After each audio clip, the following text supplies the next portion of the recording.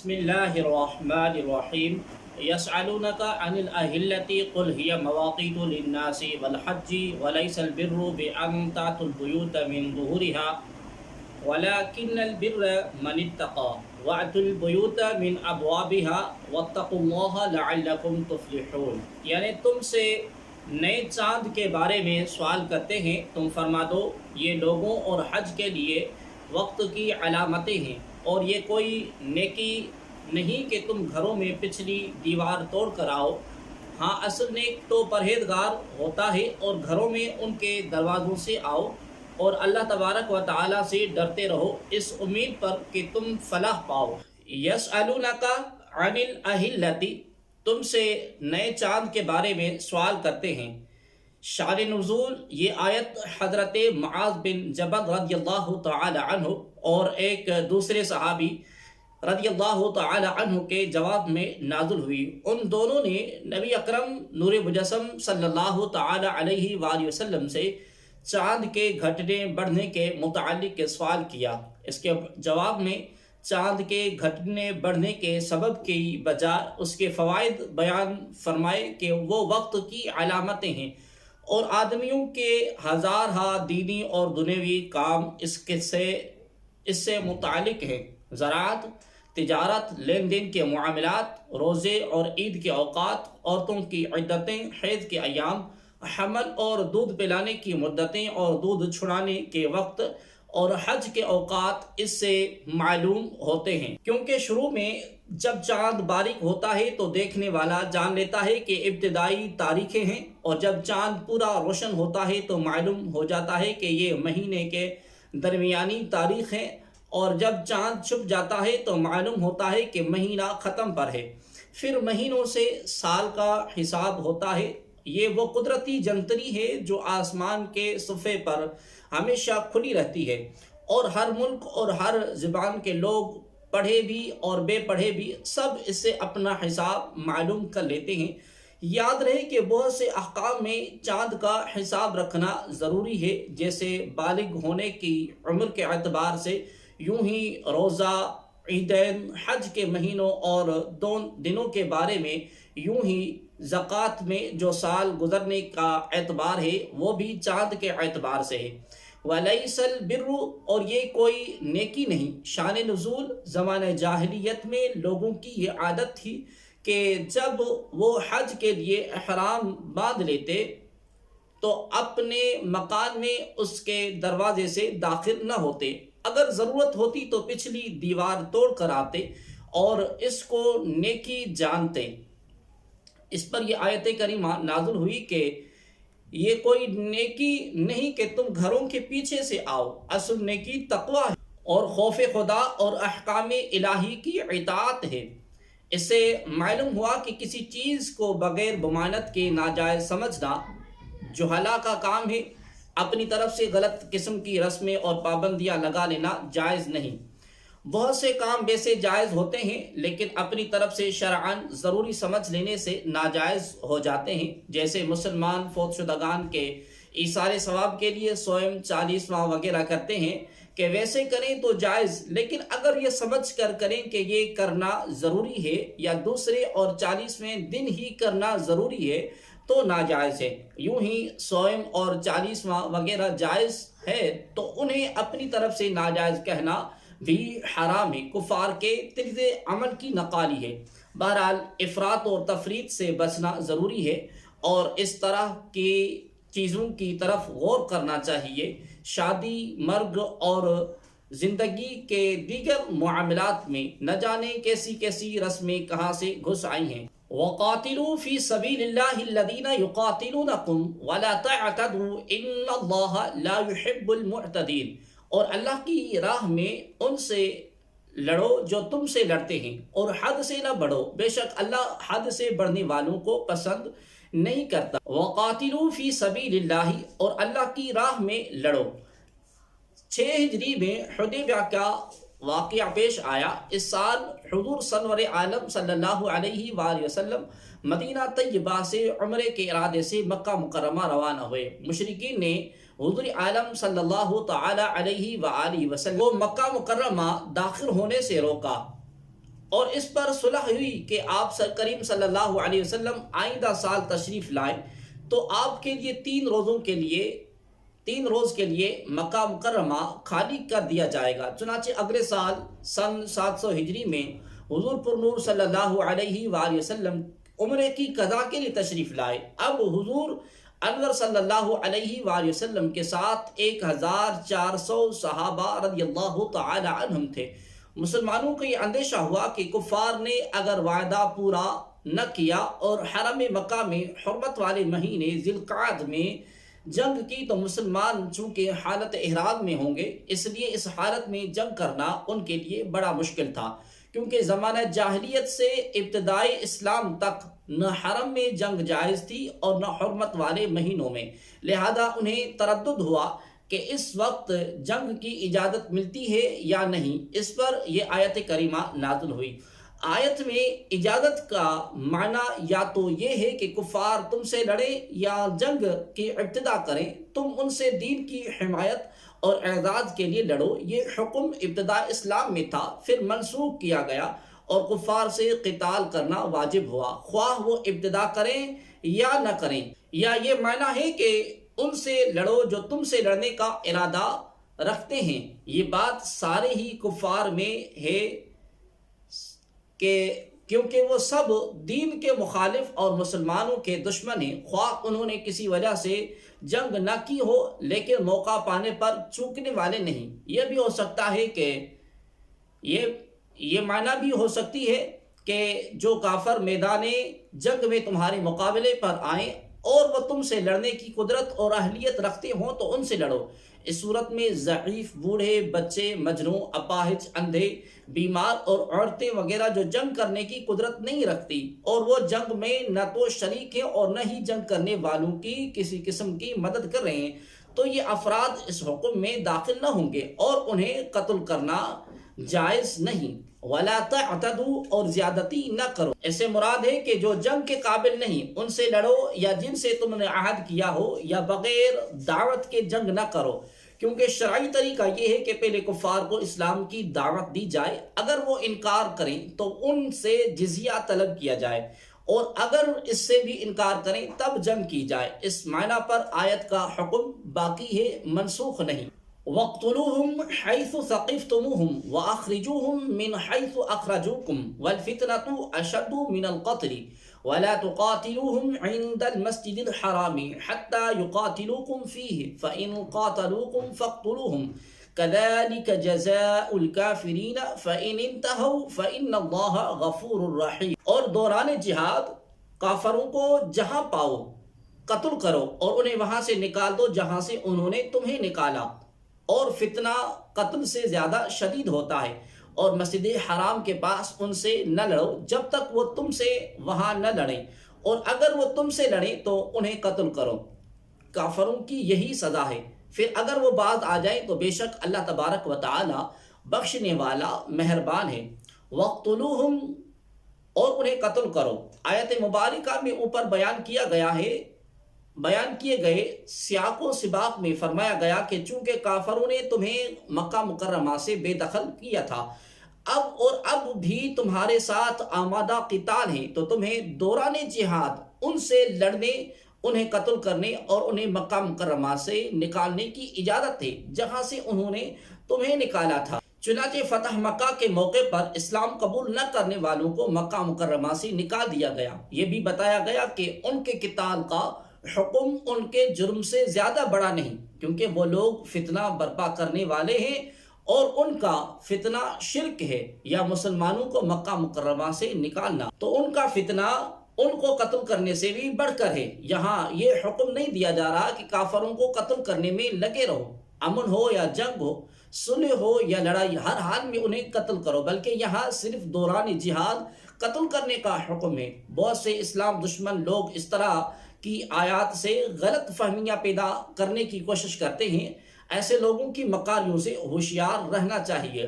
وَلَا تُقَاتِلُوهُمْ عِنْدَ الْمَسْجِدِ الْحَرَامِ اور مسجد حرام کے پاس ان سے نہ لڑو۔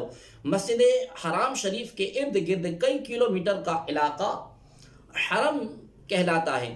حرم کی حدود میں مسلمانوں کو لڑنے سے منع کر دیا گیا، کیونکہ یہ حرم کی حرمت کے خلاف ہے۔ لیکن اگر کفار وہاں مسلمانوں سے جنگ کی ابتدا کریں تو انہیں جواب دینے کے لیے وہاں پر بھی ان سے لڑنے اور انہیں قتل کرنے کی اجازت ہے۔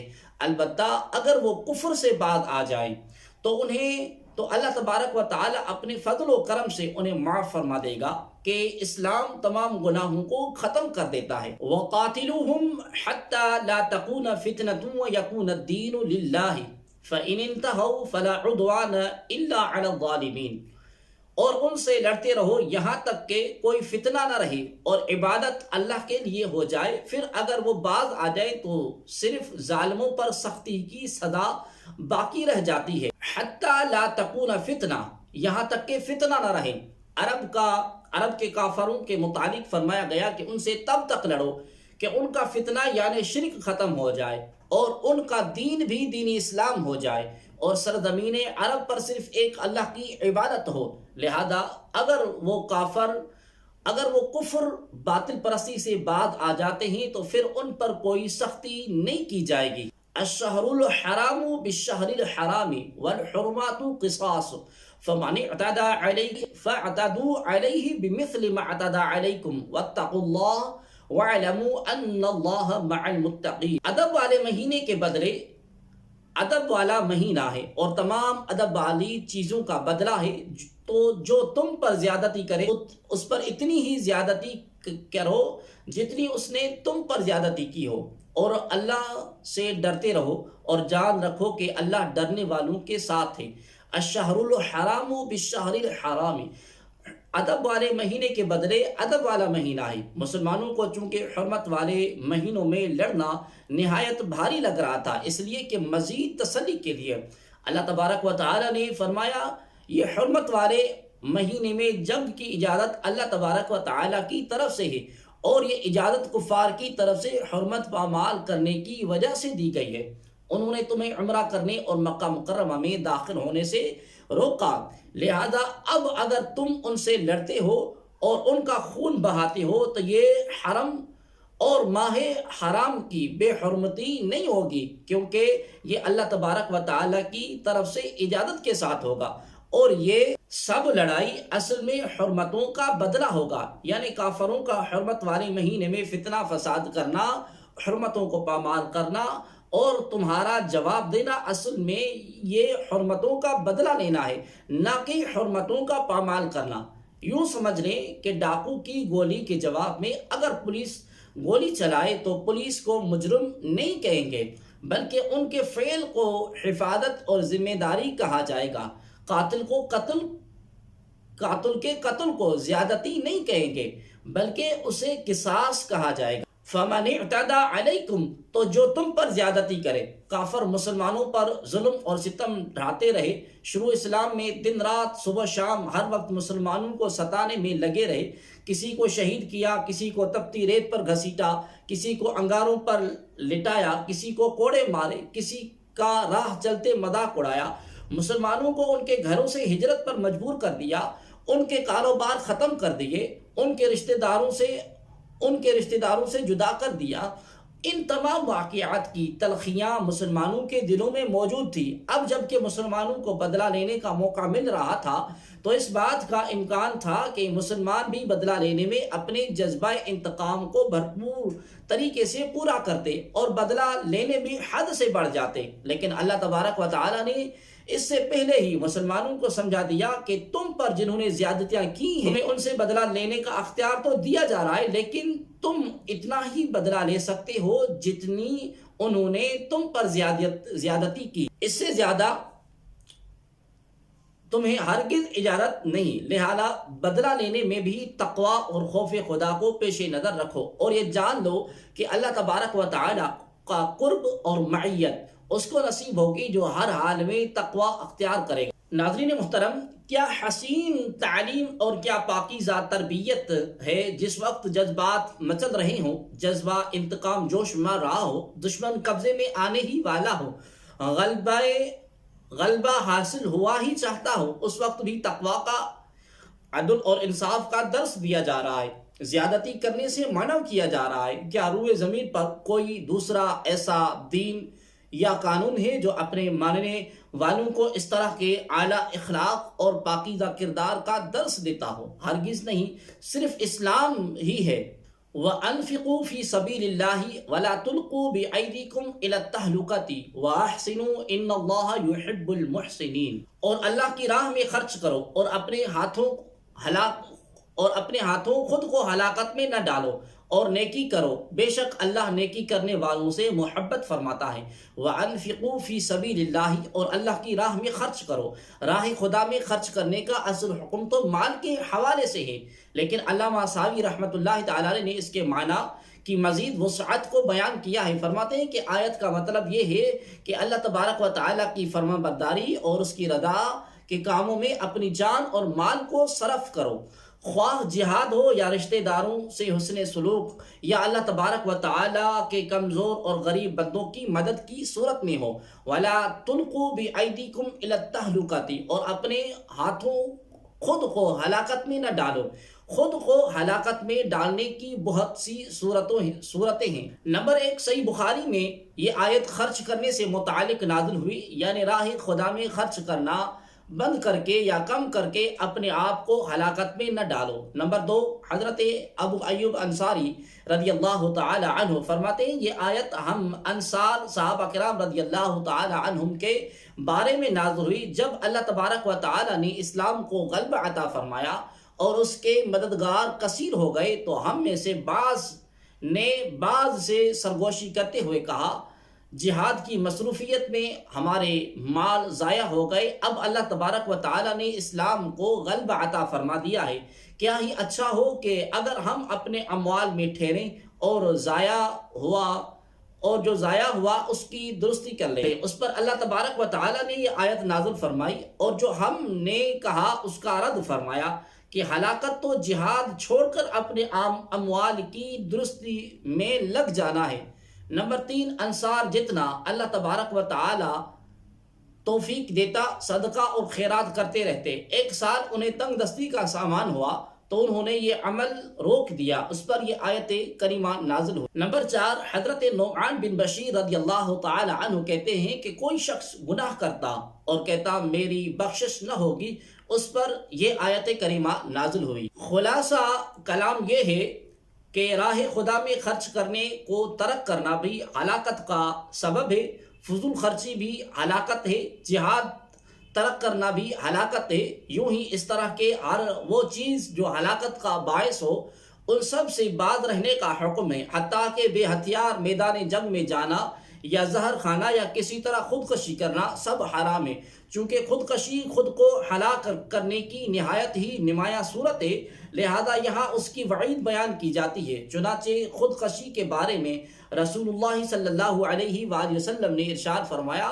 جس نے پہاڑ سے گر کر خودکشی کی وہ مسلسل جہنم میں گرتا رہے گا، اور جس نے زہر کھا کر خودکشی کی قیامت کے دن وہ زہر اس کے ہاتھ میں ہوگا اور جہنم کی آگ میں اسے ہمیشہ کھاتا رہے گا، اور جس نے چھری کے ذریعے خود کو قتل کیا قیامت کے دن وہ چھری اس کے ہاتھ میں ہوگی اور دوزخ کی آگ میں ہمیشہ وہ چھری اپنے پیٹ میں مارتا رہے۔ وَأَتِمُّ الْحَجَّ وَالْعُمْرَةَ لِلَّهِ فَإِنْ أُحْصِرْتُمْ فَمَا اسْتَيْسَرَ مِنَ الْهَدْيِ وَلَا تَحْلِقُوا رُؤُوسَكُمْ حَتَّى يَبْلُغَ الْهَدْيُ مَحِلَّهُ فَمَنْ كَانَ مِنْكُمْ مَرِيضًا أَوْ بِهِ أَذًى مِنْ رَأْسِهِ فَفِدْيَةٌ مِنْ صِيَامٍ أَوْ صَدَقَةٍ أَوْ نُسُكٍ فَإِذَا أَمِنْتُمْ فَمَنْ تَمَتَّعَ بِالْعُمْرَةِ إِلَى الْحَجِّ فَمَا اسْتَيْسَرَ مِنَ الْهَدْيِ فَمَنْ لَمْ يَجِدْ فَصِيَامُ 3 أَيَّامٍ فِي الْحَجِّ و7 إِذَا رَجَعْتُمْ تِلْكَ 10 كَامِلَةٌ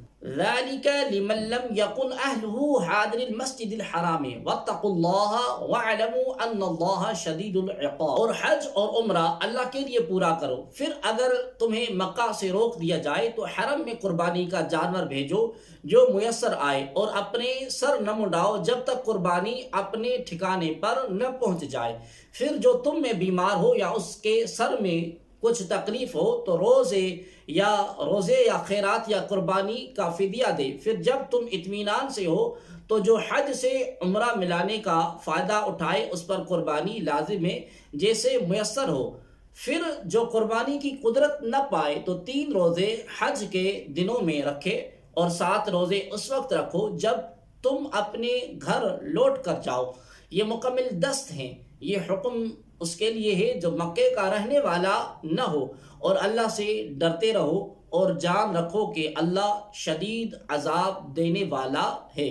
وَأَتِمُّ الْحَجَّ وَالْعُمْرَةَ لِلَّهِ، اور حج اور عمرہ اللہ کے لیے پورا کرو۔ آیت میں مراد یہ ہے کہ حج اور عمرہ دونوں کو ان کے فرائض اور شرائط کے ساتھ خاص اللہ کے لیے بغیر سستی اور کوتاہی کے مکمل کرو۔ حج نام ہے احرام باندھ کر 9 ذوالحج کو عرفات میں ٹھہرنا اور کعبہ معظمہ کے طواف کا۔ اس کے لیے خاص وقت مقرر ہے جس میں یہ افعال کیے جائیں تو حج ہے۔ حج 9 ہجری میں فرض ہوا۔ اس کی فرضیت قطعی ہے۔ اس کی فرضیت کا انکار کرنے والا کافر ہے۔ حج کے فرائض یہ ہیں: احرام باندھنا، وقوف عرفہ، طواف زیارت۔ حج کی 3 قسمیں ہیں: افرادی یعنی صرف حج کا احرام باندھا جائے، تمتع یعنی پہلے عمرے کا احرام باندھا جائے پھر عمرے کے احرام سے فارغ ہونے کے بعد اسی سفر میں حج کا احرام باندھا جائے۔ نمبر 3 قران یعنی عمرہ اور حج دونوں کا اکٹھا احرام باندھا جائے۔ اس میں عمرہ کرنے کے بعد احرام کی پابندیاں ختم نہیں ہوتی بلکہ برقرار رہتی ہیں۔ عمرے کی تفصیل کچھ یوں ہے کہ عمرے میں صرف احرام باندھ کر خانہ کعبہ کا طواف اور صفا مروہ کی سعی کر کے حلق کروانا ہوتا ہے۔ حج اور عمرہ دونوں کے ہر مسئلے میں بہت تفصیل ہے۔ اس کے لیے بہار شریعت کے حصہ 6 کا مطالعہ کریں۔ فَإِنْ أُحْصِرْتُمْ، تو اگر تمہیں روک دیا جائے۔ یہاں سے حج کے ایک اہم مسئلے کا بیان ہے جسے احصار کہتے ہیں۔ آیت کا خلاصہ کلام یہ ہے کہ اگر حج یا عمرہ کا احرام باندھ لینے کے بعد حج یا عمرے کی ادائیگی میں تمہیں کوئی رکاوٹ پیش آ جائے جیسے دشمن کا خوف ہو یا مرض وغیرہ، تو ایسی حالت میں تم احرام سے باز آ جاؤ، اور اس صورت میں حدود حرم میں قربانی کا جانور اونٹ یا گائے یا بکری کا ذبح کروانا تم پر واجب ہے، اور جب تک قربانی کا جانور ذبح نہ ہو جائے تب تک تم سر نہ منڈاؤ۔ فَمَنْ كَانَ مِنْكُمْ مَرِيضًا، پھر جو تم میں بیمار ہو۔ احصار کے بعد ایک اور مسئلے کا بیان ہے، وہ یہ ہے کہ حالت احرام میں بال منڈوانے کی اجازت نہیں ہوتی۔ یوں ہی لباس، خوشبو وغیرہ کے اعتبار سے کافی پابندیاں ہوتی ہیں۔ اگر ان کے خلاف کریں تو دم یا صدقہ لازم آتا ہے، لیکن بعض صورتیں ایسی ہیں کہ مجبوری کی وجہ سے احرام کی پابندیوں کی مخالفت کرنا پڑتی ہے بغیر عذر کے، اور عذر کی وجہ سے کیے گئے افعال میں شریعت نے کچھ فرق کیا ہے۔ آیت میں اس کی کچھ صورتوں کا بیان ہے۔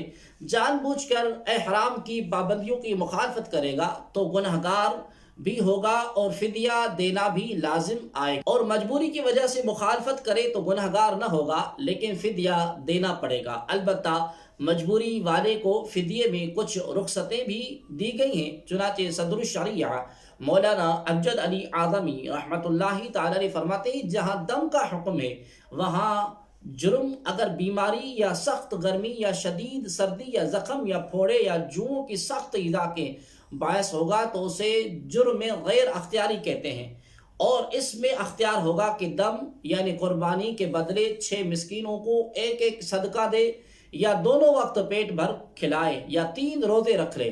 اور اگر اس جرم میں صدقے کا حکم ہے اور بمجبوری کیا تو اختیار ہوگا کہ صدقہ کے بدلے 1 روزہ رکھ لے۔ فَمَن تَمَتَّعَ بِالْعُمْرَةِ إِلَى الْحَجِّ، تو جو حج سے عمرہ ملانے کا فائدہ اٹھائے۔ جو شخص ایک ہی سفر میں شرائط کا لحاظ کرتے ہوئے حج اور عمرے کی سعادت حاصل کرے اس پر شکرانے کے طور پر قربانی لازم ہے، اور یہ قربانی عید کے دن والی قربانی نہیں ہوتی بلکہ جداگانہ ہوتی ہے، اور اگر قربانی کی قدرت نہ ہو تو اسے حکم ہے کہ 10 روزے رکھے، ان میں سے 3 روزے حج کے دنوں میں یعنی 1 شوال سے 9 ذوالحج تک احرام باندھنے کے بعد کسی بھی 3 دن میں رکھ لے۔ کٹھے رکھے یا جدا جدا دونوں کا اختیار ہے، اور 7 روزے 13 ذی الحجہ کے بعد رکھے۔ مکہ مکرمہ میں بھی رکھ سکتے ہیں، لیکن افضل یہ ہے کہ گھر واپس لوٹ کر رکھیں۔ حاضرین مسجد الحرام میں مکہ کے رہنے والے حج تمتع یا حج قران کا جائز ہونا صرف آفاقی یعنی میقات سے باہر والوں کے لیے ہے۔ حدود میقات میں اور اس سے اندر رہنے والوں کے لیے نہ تمتع کی اجازت ہے اور نہ قران کی، وہ صرف حج افراد کر سکتے ہیں۔